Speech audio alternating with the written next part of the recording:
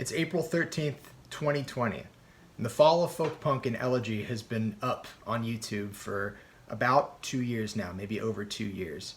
And a big thank you to everyone who's commented and liked and subscribed. And thank you to everyone who's given me material to make this video. I think it's time that some of those comments be addressed. The spread of music, especially an obscure subgenre like folk punk, can be a pretty tricky business, especially when those who produce the content would like to remain out of the societal spotlight. Many of the critical comments had to do with omissions in the history section, which is by far not the main focus of the piece and never was supposed to be. What I want to address, however, is the accusation of, in summary, being short-sighted about the global impact and current presence of folk punk.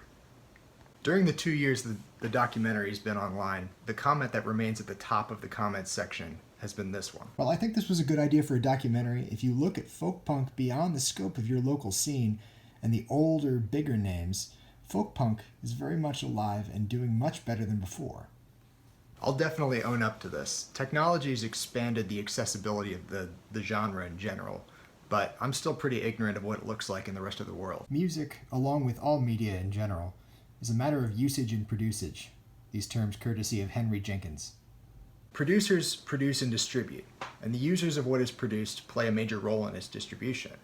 And one may argue that as far as folk punk is concerned, the users do all of the distributing. My point here is this: the comments and complaints have alerted me to the fact that my perception of folk punk's presence in various parts of the world is dismal at best. This has given me a lot of new starting points on where to find music, which is quite frankly how this works. Taking a look at the bottom of the comments section, the front bottoms kept coming up as a name that needed to be mentioned in the roots section.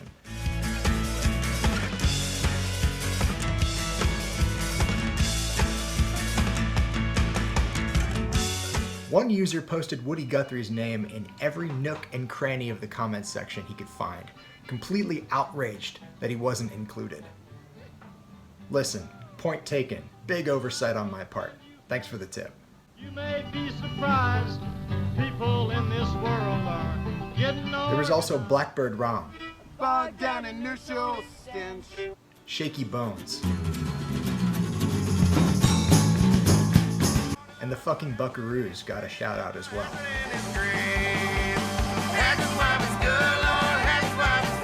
Benny Peak himself, who co-starred in the documentary, insisted on checking out Matt Pless. Everybody plays their hand. The fixes in the game is rigged, the pawns are polarized. And yes, I totally forgot about Defiance, Ohio. I live in Ohio. I'm an idiot.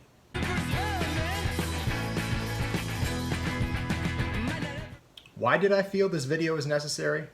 Well, for people like Waylord, who says, "It's really hard loving this genre when it's only you and your friend that listen to it, and when you live in a small random country in Europe." Folk punk is not a genre that is easy to master in a scholarly way. Dick McCready himself said, "Music is an ever-growing, ever-changing thing, especially in that independent folk punk scene. Third parties rarely play a role in these artists' usage and producage. I don't necessarily have a profound, overarching point to end on. Folk punk's survival is still up for debate, and I don't camp in one position or the other. But folk punk, as it has been in the early days, remains in the hands of its users and listeners. That symbiotic relationship has never changed, and hopefully it never will. Folk punk has always been community-based, and on this day of April 13th, during the COVID-19 quarantine, both producers of this music and listeners alike need to stay creative while people can't meet together. Thanks again to everyone who gave me insights and materials in the comments section. Stay safe, keep making music, and keep the dream alive, please.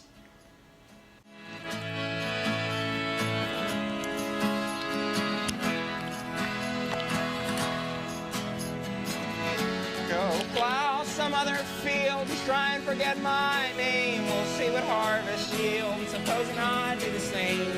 I planted rows of peas by the first week of July. They should have come up to my knees. They were maybe ankle high. You take the fingers from your flute, weave your colored yarns while I play for passing prostitutes on an out-of-tune guitar. I hear there's someone new, an extra pillow in your bed. The trap I set for you seems to have caught my leg instead.